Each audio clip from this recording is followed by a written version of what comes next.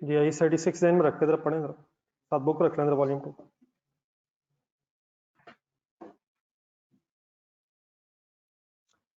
जी online students start करें।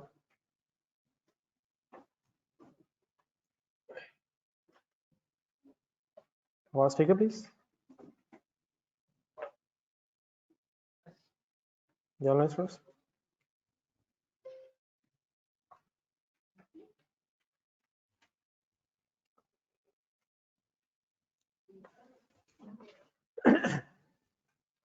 ये खास तौर पर पेज नंबर 9 से ऑनवर्ड्स हैं, 8 9 ऑनवर्ड्स। ये पहला पढ़े, पहला पढ़ के बताएं ये कौन से पेज पे स्टार्ट लेने सर? बस सर ये बातें शुरू ही होगी, आते ही है उर्दू कांडी। दोनों इधर आ जाए भाई, आ जाए, दूसरे भाई को उठा लो। ये नंबर 1 शुरू करें, आ जाए आगे आ जाए।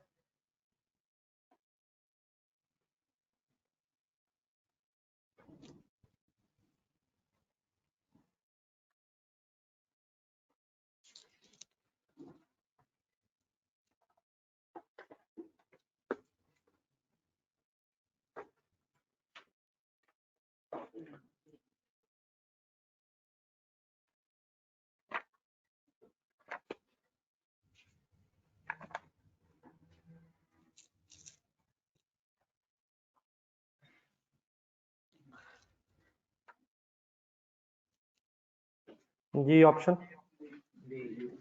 ये पेज नंबरिंग शायद 9 के बाद 11 के ऊपर थर्ड पॉइंट है। वैसे तो रिकवरेबल अमाउंट किसे कहते हैं? लेकिन अगर फिर कॉस्ट ऑफ सेल नहीं है तो फिर वैल्यू यूज रिकवरेबल अमाउंट है। पेज नंबर 9 पे जाएं और दो इंडिकेशंस ढूंढना इम्पेयरमेंट की। और ये साथ साथ जिस पेज पे करूँ कंडी जरूर जाएं, थोड़ी देर याद कर लें, 5-6 जब कर लेंगे फिर जुबानी कीजिएगा।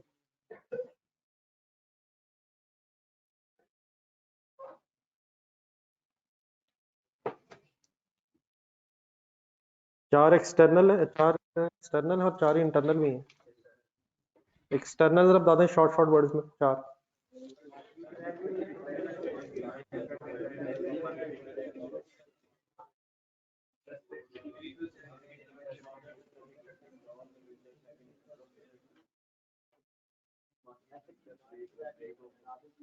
और 4 internal.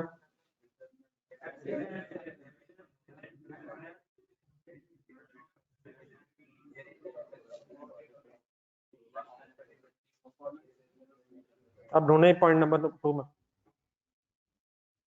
Which two of the following ढूंढना इंडिकेशन।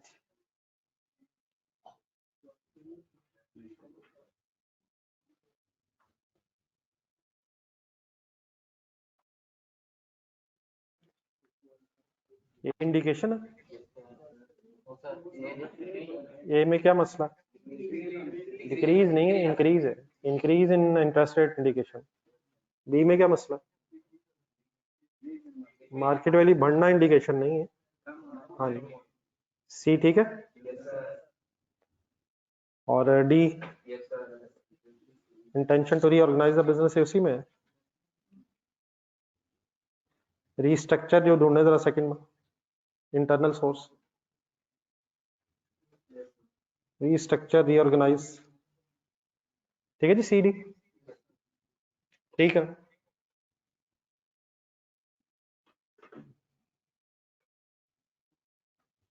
जर्नलिस्ट पार्टिसिपेशन रखें प्लीज।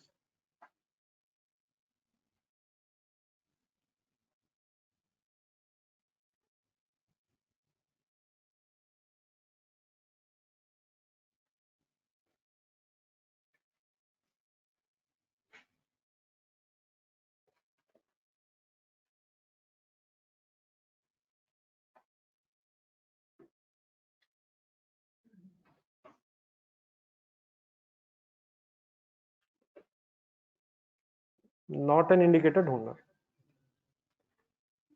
ए है,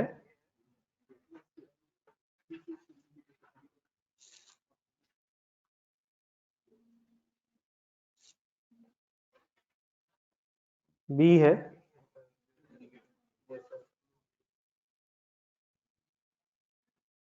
C significant change in technology, D पढ़ना।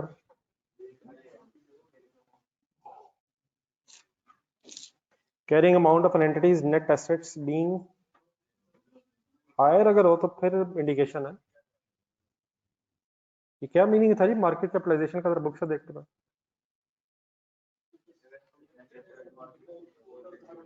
नेट एसेट्स किसे कहते हैं? Total assets minus total liabilities की जो कैरिंग अमाउंट है वो ज्यादा होना इंडिकेशन है मार्केट कैपिटलाइजेशन से या कम होना? तो बताइए इसमें फिर कौन सी ऑप्शन बनती है? डी ठीक है। हमने ढूंढना क्या था कि which is not an indication. Okay चलिए नंबर 4 में एक छोटी सी वर्किंग है, कैलकुलेटर्स पकड़े, इम्पेयरमेंट लॉस बताए।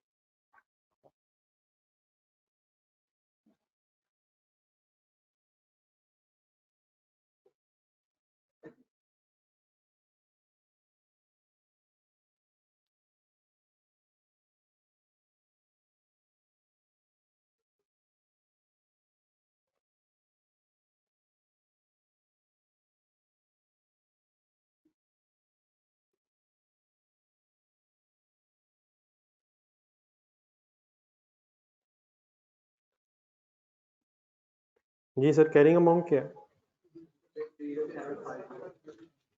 Fair value less cost of sale कैसे आएगी? ठीक है जी 43। एक 90,000 दिया हुआ, ये क्या है? तो न्यू मशीन की कॉस्ट इस वक्त बहस में नहीं है, वैल्यू यूज कैलकुलेट हुई है 38,685। हायर सेलेक्ट करें आंसर। ठीक है जी ऑप्शन बी। ओके नंबर 5, ये जो इंडिकेटर्स आएंगे ना बार बार आने, ये इंटरनल एक्सटर्नल, ये जरा साथ बुक के पेज नंबर 9 पे देख के बताइएगा ताकि बार बार देख के याद हो जाए जरा।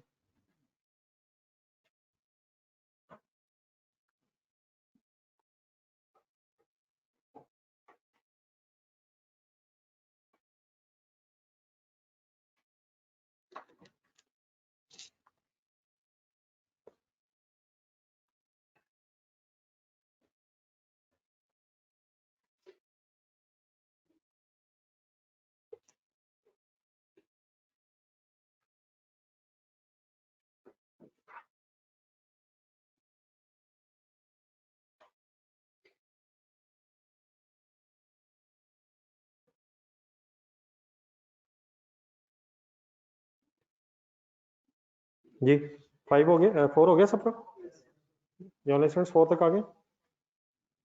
5 होना चाहिए, सिंपल है वैसे। पहली इंडिकेशन है, दूसरी, तीसरी, तीनों मेरा ख्याल एक्सटर्नल है, वैसे भी एक्सटर्नल है शायद ये। चौथी, ठीक है जी, D, NRV of inventory has been reduced. Inventories पे तो वैसे भी जरा पेज नंबर 9 के स्टार्ट में जाए। इन्वेंट्रीज पे तो वैसे भी इम्पेयरमेंट वाली बहस एप्लीकेबल भी नहीं है, वो बात करते हैं आगे जी। ठीक है डी, 6 ट्राई करें, अपना जरा सोचें पहले।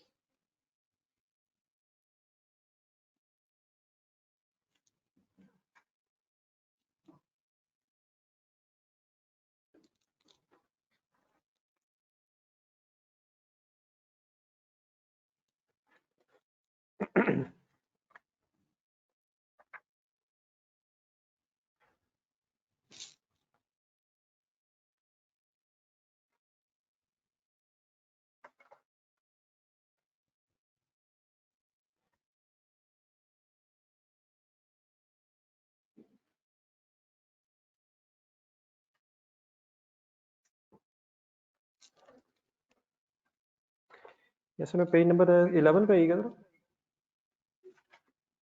पेज नंबर 11 में ये जो cash flows to be excluded था ना, उसमें ये आपने ढूंढने तरफ पड़ा होगा कि टैक्स वाली कैश फ्लोज भी नहीं लेनी और इंटरेस्ट वाली भी नहीं लेनी। नहीं, ऊपर ये ऊपर जो लिस्ट बनी हुई है 1 2 3, ये जो पॉइंट्स लिखे हुए हैं cash flows to be excluded में, इसमें थर्ड लास्ट और फोर्थ लास्ट के दरमियान में जो है, या तरतीब से करे चले तो चौथा पांचवा। कैश फ्लोज में इंटरेस्ट आता है, देखे तो सही, देखे ना, इंटरेस्ट आता है ना टैक्स आता है। बिफोर टैक्स, बिफोर इंटरेस्ट, ढूंढे जरा। ये ऊपर हेडिंग है असल में ना, कैश फ्लोज टू बी, ये पूरी पढ़े जरा, ये पूरी लिस्ट पढ़े, cash flows to be excluded, एक एक करके बताएं क्या क्या एक्सक्लूड होता है।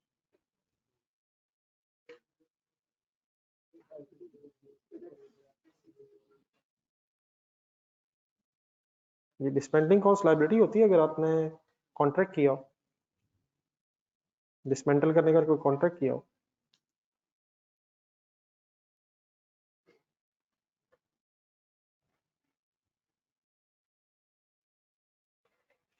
जी नंबर 1 क्या है सर, अपने वर्ड्स में बताएं। किसी एक एसेट की वर्किंग करते हुए किसी दूसरे एसेट के कैश इनफ्लोज आउटफ्लोज नहीं। दूसरा, कुछ अपने ब्रैकेट्स में भी लिखा हो शायद, रिकॉग्नाइज रिसीवेबल्स भी नहीं और इस रिकॉग्नाइज पेएबल्स भी नहीं। ठीक है, जिन लाइबिलिटीज को और रिसीवेबल्स को आपने ऑलरेडी रिकॉर्ड कर लिया हो, उनके कैश फ्लोज को आपने वैल्यू यूज की वर्किंग में कंसिडर नहीं करना। थर्ड क्या है, कौन सा फ्यूचर एक्सपेंडिचर जिस एसेट ने इनहांस होना है, रिपेयर मेंटेनेंस वाले लेने, वो इससे ऊपर लिखा हुआ था cash flows to be excluded से ऊपर जो पैराग्राफ है। रिपेयर एंड मेंटेनेंस जो नेसेसरी एसेट को मेंटेन करने के लिए वो तो लेने हैं आपने, लेकिन ये पॉइंट नंबर 3 में लिखा हुआ है कि अगर ऐसा कोई खर्चा है जिससे एसेट ने इनहांस होना है। फिर इसमें लिखा कैश इनफ्लोज एंड आउटफ्लोज, ये ऊपर लिस्ट है एक्सक्लूडेड वाली, ये फाइनेंसिंग एक्टिविटीज में इंटरेस्ट पेमेंट्स नहीं लेनी, क्योंकि जब आप इंटरेस्ट रेट की बेस पे प्रेजेंट वैल्यू लेते हैं तो उसका इफेक्ट खुद ही आ जाता है, एक्सप्लेन कर रहा हूँ शायद। और फिर जो टैक्स वाली बहस है, cash flows in respect of tax receipts and payments, ठीक है, ये भी एक्सक्लूडेड है। तो उसी तरह ये जो कॉस्ट ऑफ डिस्पोजल है, इसमें फर्स्ट तरह टिक लगाएं। Incremental cost directly attributable to disposal तो है, लेकिन इसमें उसी तरह जिस तरह वहां बात हुई, ना फाइनेंस कॉस्ट होनी चाहिए, फाइनेंस कॉस्ट मींस क्या होता है, तो ना इसमें इंटरेस्ट हो और ना ही टैक्स हो। तो इसको जरा उसी तरह लिंक करना जरा पेज नंबर 11 के साथ।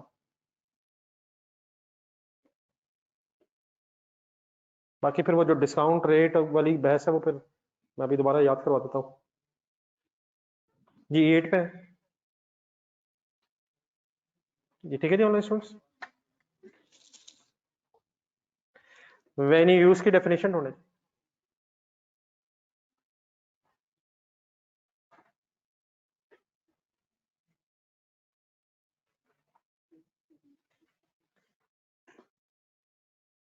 आप ढूंढ के बताएं पेज नंबर कौन सा जहाँ ये डेफिनेशन है। पेज नंबर पीछे है थोड़ा, पेज नंबर 6 पे होगी तो।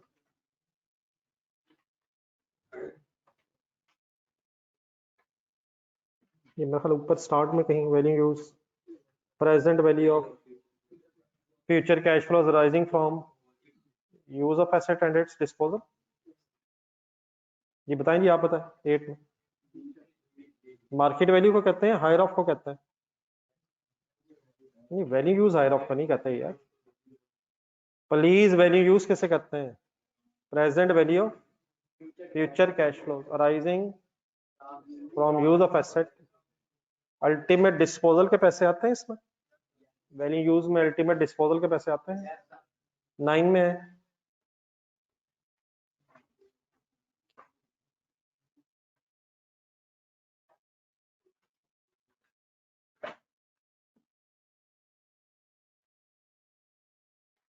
अपना जरा नॉलेज अप्लाई करें पेज नंबर 9 पे, और पीछे भी है। आपने ढूंढना है IAS 36 किस पे अप्लाई होता है according to this list.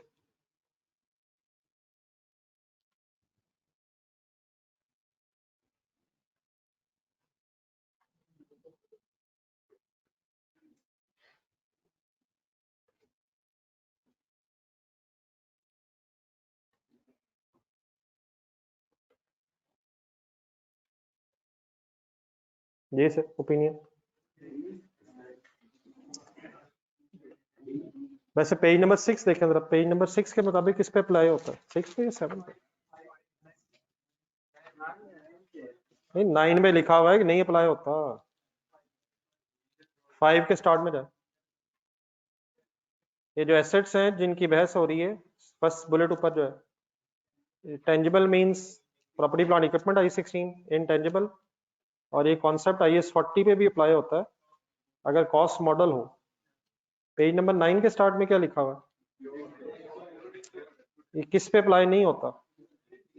Inventories पे, ट्रेड रिसीवेबल्स पे, एसेट्स जो ट्रेड रिसीवेबल्स हैं, और इन्वेस्टमेंट प्रॉपर्टीज पे। अगर उधर कहता है इन्वेस्टमेंट प्रॉपर्टी पे होता है, इधर नहीं होता।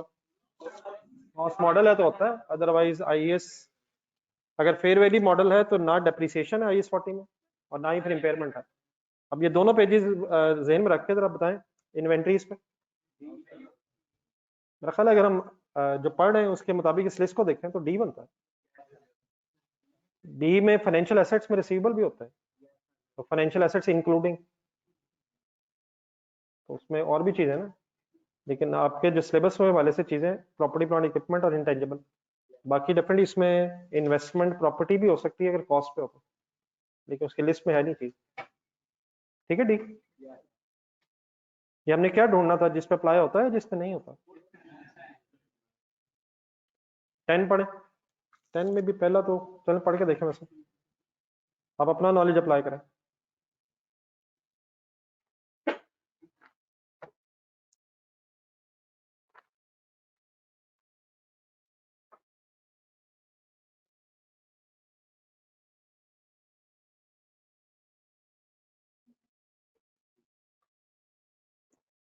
वन को आप छोड़ दें, आप 2 और 3 में से सेलेक्ट करें। 1 आपके सिलेबस में नहीं है। आपने ढूंढना है कि स्टेटमेंट कौन कौन सी ट्रू है 2 और 3 में से। 1 को इसलिए इग्नोर कर दें, IAS 38 है, ये हमारी बहस में नहीं।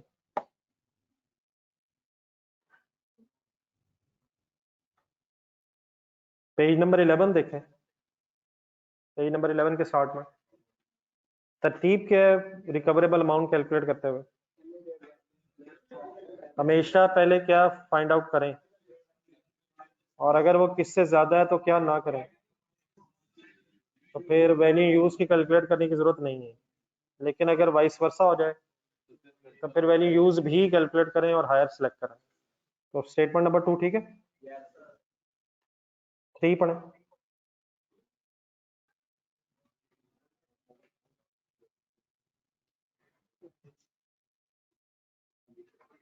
सही है सेंटेंस। इम्पेयरमेंट लॉस कहाँ लेके जाएं? अनलेस, अगर लेकिन सरप्लस पड़ा हो तो पहले क्या करें? सरप्लस से एडजस्ट करें। तो ठीक है, दोनों स्टेटमेंट्स ठीक है। डी टिक लगाए। वन वन मैंने इसलिए इग्नोर किया, वो आई 38 से रिलेटेड है। ये ठीक है, दोनों स्टेटमेंट समझ आ गई। 11 20 सेकेंड्स।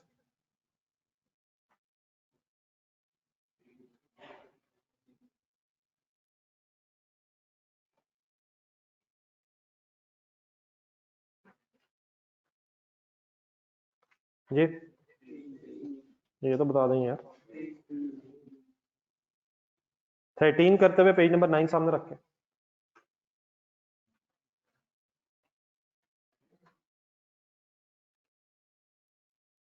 ये बार बार काइंडली देखना, ये टेबल एक्सटर्नल और इंटरनल के डिफरेंस के तौर पे भी याद आता है।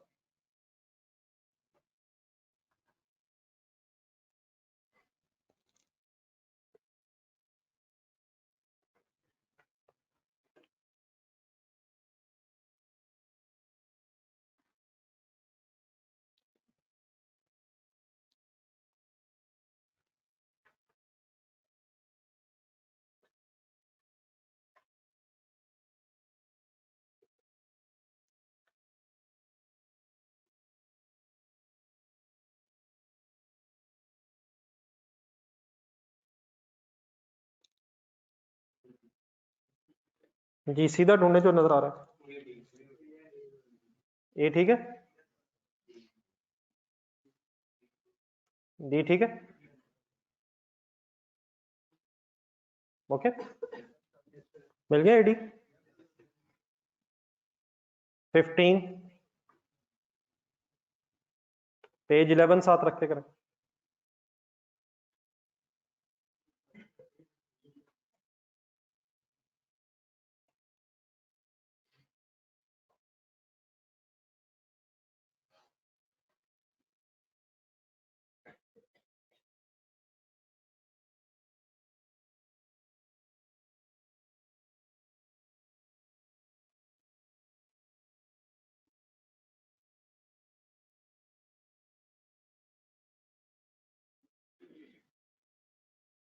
जी सर,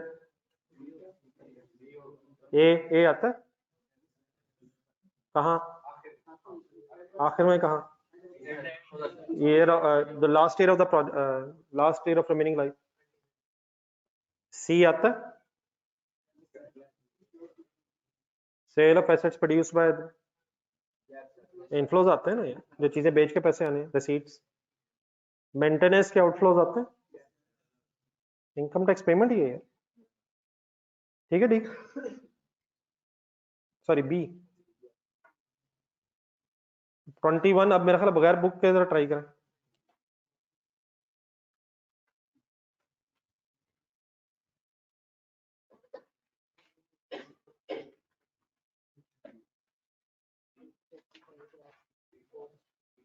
कंसंट्रेशन जरा, which of the following is covered by 38 36।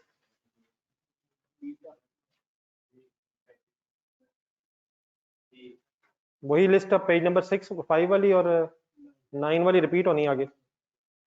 ये किसे टिक लगाऊं जी? आपने अपने लेवल पे चीजें ढूंढनी। Investment property carried at cost, ठीक है। 22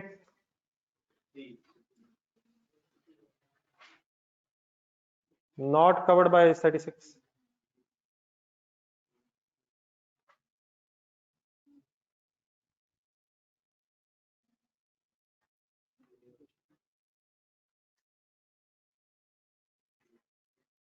जी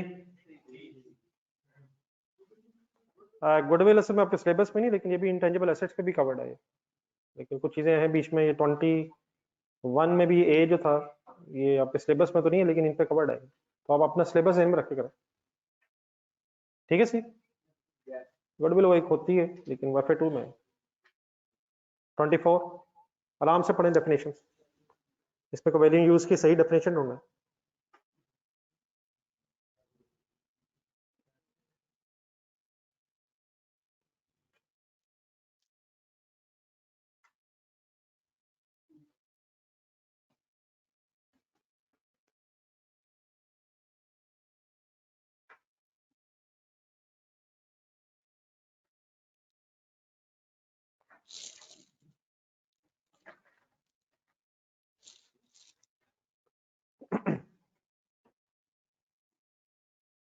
थोड़ा बस उसने एक्सप्लेन कर दिया, मेरे ख्याल ढूंढ सकते हैं, लंबी लंबी डेफिनेशन बना दी।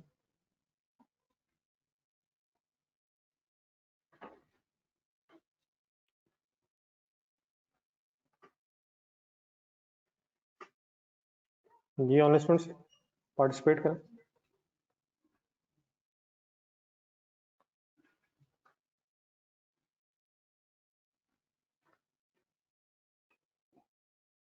जी सर पंडित, ए में क्या मसला है? बी में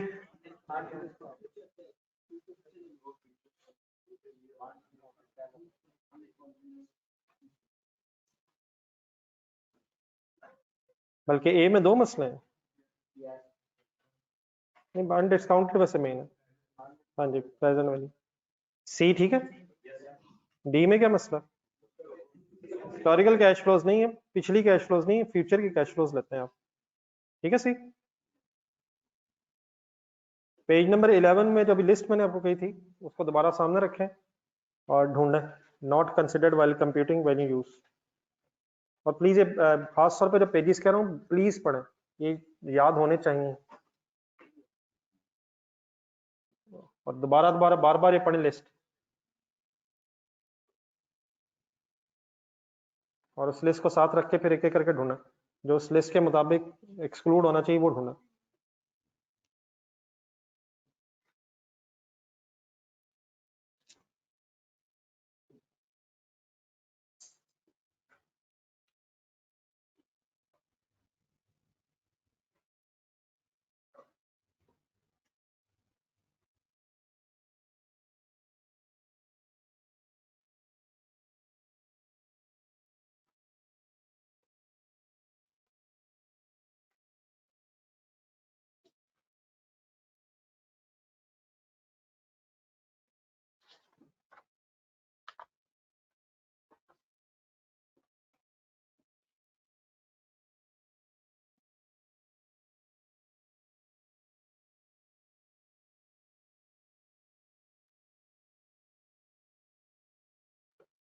जी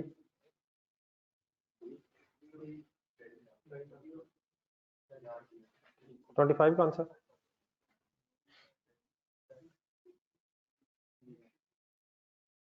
जी स्टूडेंट्स मिलता है इस लिस्ट में कुछ? डी मिलता है मेरा ख्याल है। ये है तो वैसे कुछ F2 वाली चीज है, लेकिन लिस्ट में ढूंढ जरा। एस्टिमेटेड क्या जी, क्या वर्ड लिखे हुए? Future restructuring not yet committed मिला लिस्ट में? कौन सा ऑप्शन बना?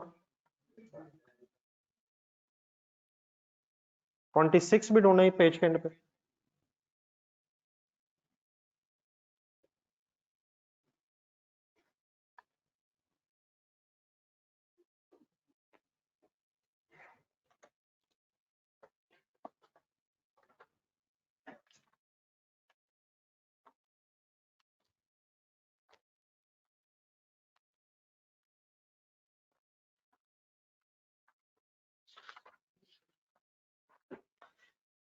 पेज नंबर 248 भी जरा ढूंढे, उसमें एक प्री टैक्स पोस्ट टैक्स की भी एक बहस हुई थी, जरा ढूंढेगा पेज नंबर 248। तो पेज नंबर 248 पे क्वेश्चन में शायद आपने नीचे कुछ लिखा भी हो, pre tax post tax.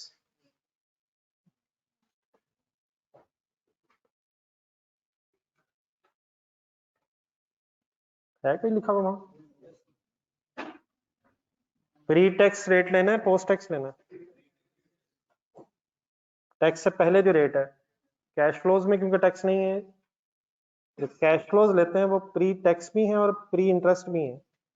Cash flows before interest before tax, सही कह रहा हूँ ना? इंटरेस्ट ले रहे हैं ना उसमें आप टैक्स ले रहे हैं, और देयरफॉर जो डिस्काउंट रेट लेना है वो भी प्री टैक्स लेना है। एक शायद वर्किंग आपने ये भी लिखी हो कि अगर पोस्ट टैक्स दिया और प्री टैक्स बनाना हो, रिवाइज करने की नजर 248 पे।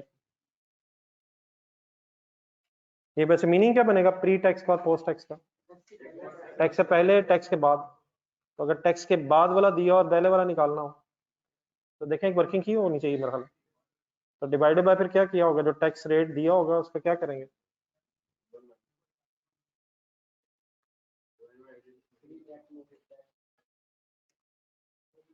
नहीं, अगर फॉर एग्जांपल 10% टैक्स रेट है आफ्टर टैक्स और 30% टैक्स रेट है, सॉरी 10% पोस्ट टैक्स रेट है और 30% अगर टैक्स रेट हो, तो डिवाइडेड बाय क्या करेंगे और मल्टीप्लाइड बाय क्या करेंगे? 10 डिवाइड बाय 70, पोस्ट टैक्स पे 70% होगा। यहाँ क्या अज्यूम किया था हमने रेट?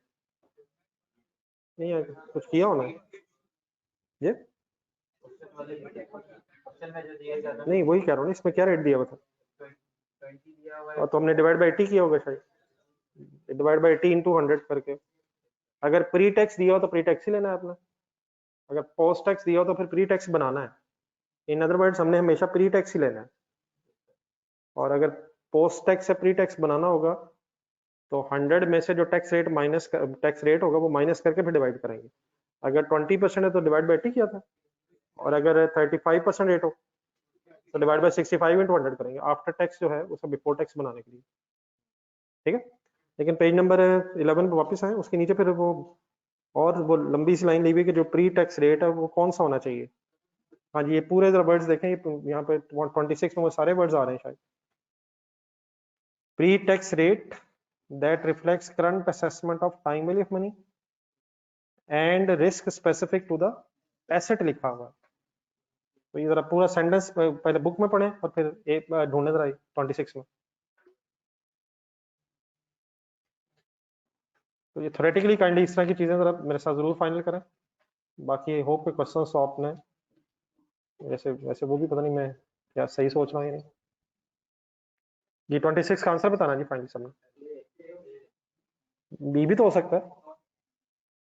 हाँ जी, बी में क्या चीज ऐसी है जो आपने पेज 11 पर ढूंढी है?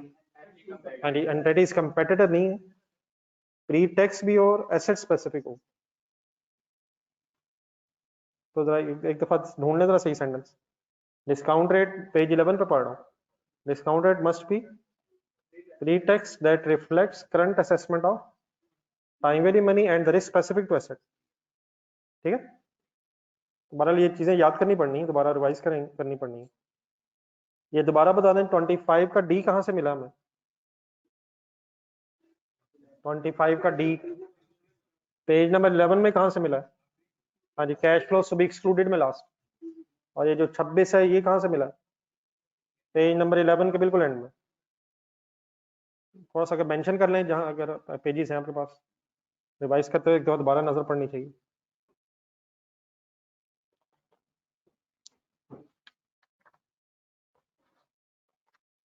आगे चलो,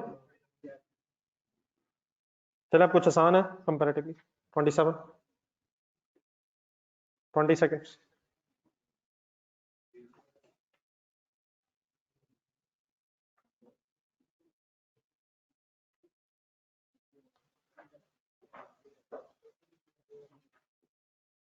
ये ना गलत कर दीजिएगा।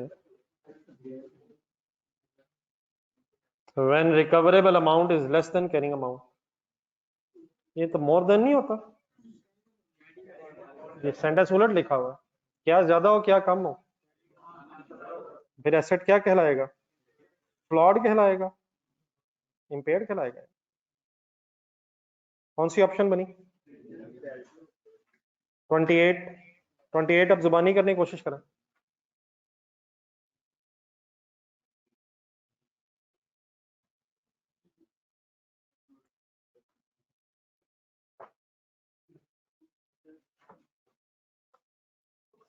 इंटरनल इंडिकेशन,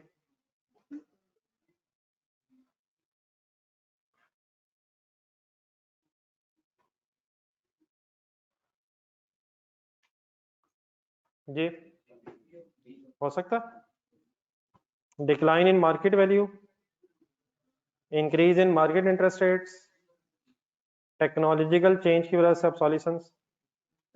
ये ढूंढे पेज नंबर 9। ये ए सी और डी शायद एक्सटर्नल है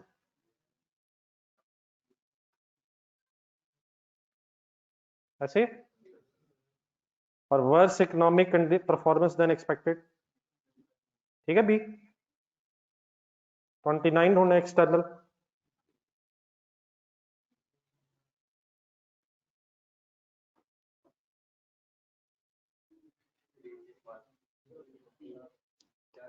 physical damage, worse economic performance, asset is part of a restructuring programme. ये भी वो सेकंड में है शायद, इंटरनल के सेकंड में। सी ठीक है। दोबारा देख लें 28 का, 28 का बी ठीक है, और 29 का 30th 10 सेकेंड्स।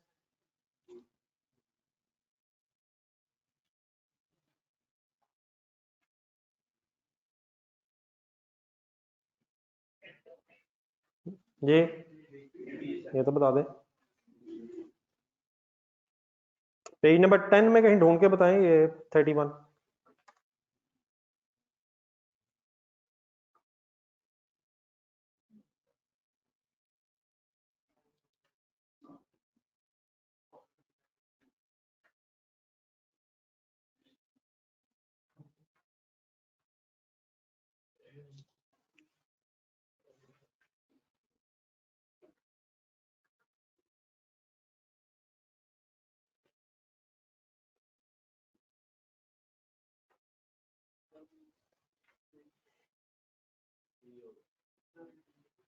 ऑक्शनर फीस का क्या मतलब? हाँ, नीलामी करने वाले के पैसे। तो अगर आपने बेचना है तो नीलामी करने वाले को पैसे अगर देने हैं तो वो आएंगे डिस्पोजल कॉस्ट में। सी बनेगा शायद, एम्प्लॉइज की वेजेस। कॉस्ट ऑफ डिसमेंटलिंग क्या चीज होती है?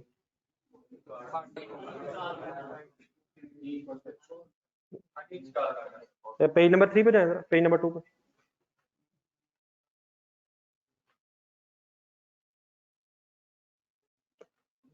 पेज नंबर 3 में भी, सॉरी 2 में, 2 के एंड में भी ये बहस हुई थी। लेकिन बार मेरे से बात पूरी सुन लेना। वो तो लेकिन वो उस कॉन्टेक्स्ट में हुई थी अगर एग्रीमेंट हो जाए पहले। अगर एग्रीमेंट हो गया कि आपने एसेट को इनमें डिसमेंटल करना है, फिर तो शुरू में ही आपने एसेट की कॉस्ट में ऐड कर लेना। लेकिन अगर एग्रीमेंट ना भी हो और एसेट को आप बेचना चाहते हैं और एसेट फिक्स हुआ हुआ, तो उसको बेचने के लिए अनफिक्स तो करना ही पड़ेगा। तो ये उस एंगल से यहाँ लिखा, कॉस्ट ऑफ डिस्पोजल में ये एंगल्स लिखा हुआ। लेकिन अगर उसकी पहले से कोई ऑब्लिगेशन हो जाए कॉन्ट्रैक्ट वाली, पढ़ लेना पेज नंबर 2 के एंड में जो स्टोरी थी। ये डिसमेंटलिंग कॉस्ट किस सिचुएशन में ऐड होनी है, जरा पढ़ लें।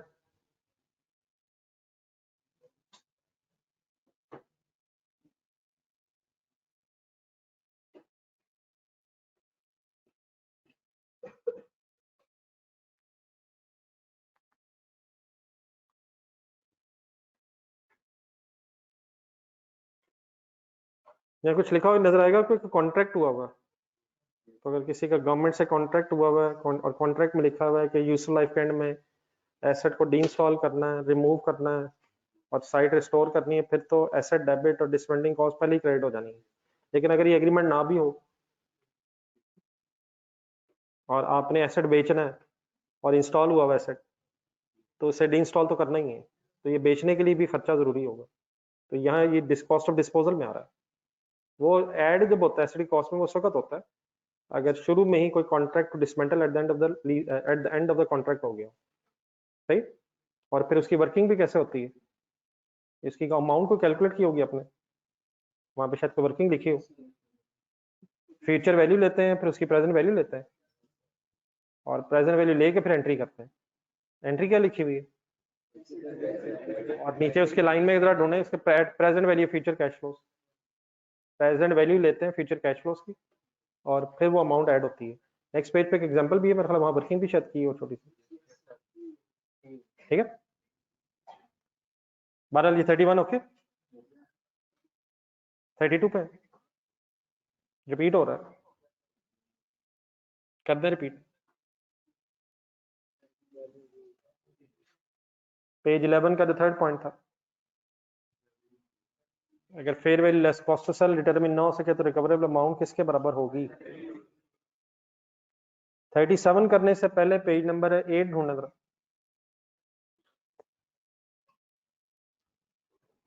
पेज नंबर 8 कैंडी जरा 2 मिनट पहले रिवाइज करें, फिर मेरे क्वेश्चन का आंसर दीजिएगा।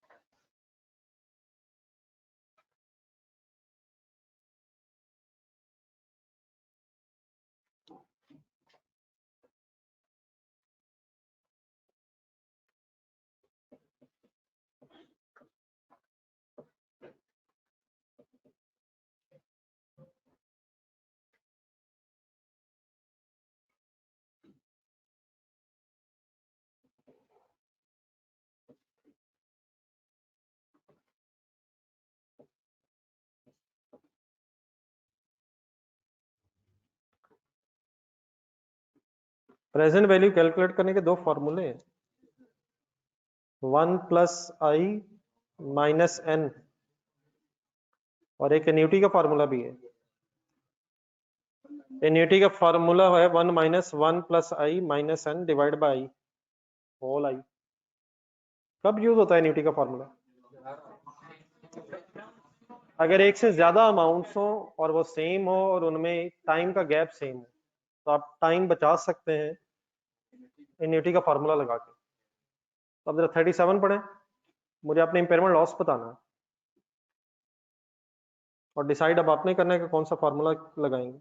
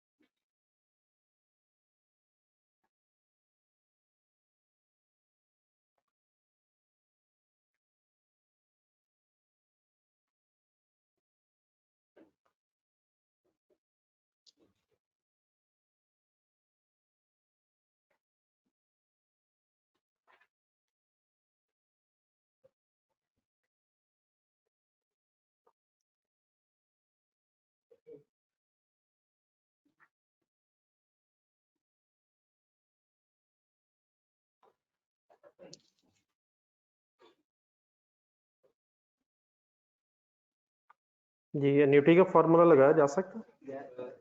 अच्छा, वैसे दूसरा भी लगाया जा सकता है, लेकिन उसमें 4 वर्किंग्स करनी पड़ेंगी। 3,50,000 4 दफा अलग-अलग -1 -2 -3 -4 करके भी प्लस किया जा सकता है, लेकिन वो टाइम वेस्टिंग हो जाएगा क्योंकि पर एनम अमाउंट सेम है और 4 अमाउंट्स हैं, तो एन्युटी का फार्मूला भी लगाया जा सकता है। ठीक है, बाकी अप्रोक्सीमेटली आपने बताना है जी इम्पेयरमेंट लॉस 390,000 शायद बनता है, हमारा 547 आंसर आ रहा है, तकरीबन किससे मैच कर रहा है। ठीक है जी, बार वर्किंग लिख रहे हैं, कोई कंफ्यूजन?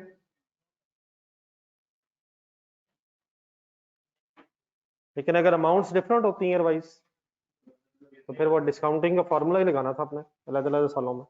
और डिस्पोजल कॉस्ट शायद नहीं दी हुई at the end of the useful life. 4 साल बाद कोई एसेट को डिस्पोजल वैल्यू बताई,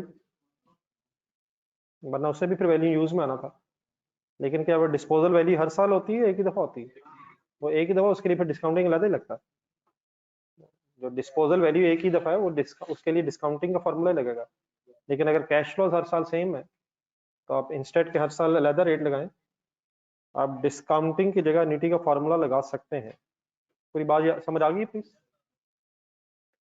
38 करेंगे।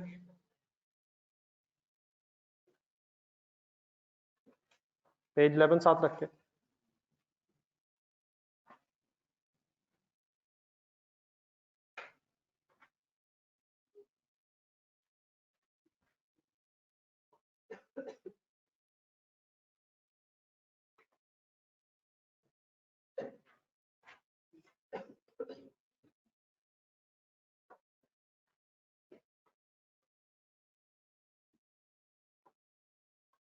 जी ऑनलाइन स्टूडेंट्स,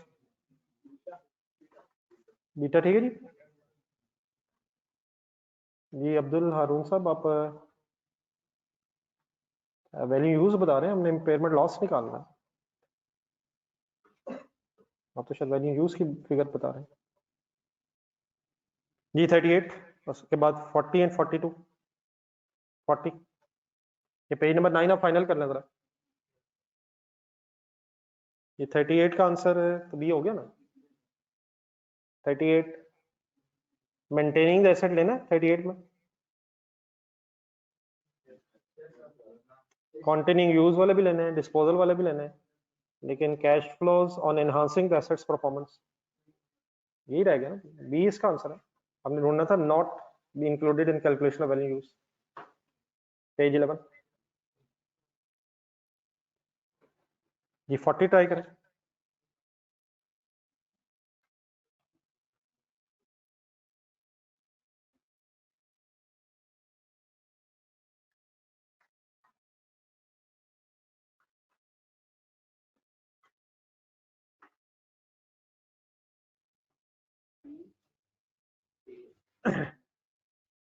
ये तो मेरा ख्याल यही है यार,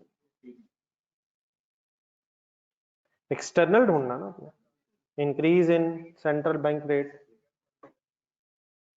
42, दो ढूंढे इंटरनल, कोई नहीं ढूंढने दे एक मिनट।